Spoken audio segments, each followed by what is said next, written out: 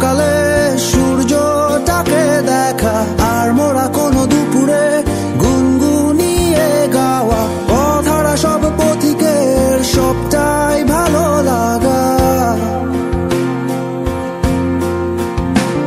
আর জানালার ওই কাছটায় থমকে থাকা বৃষ্টি, অলিখিত সব কবিতা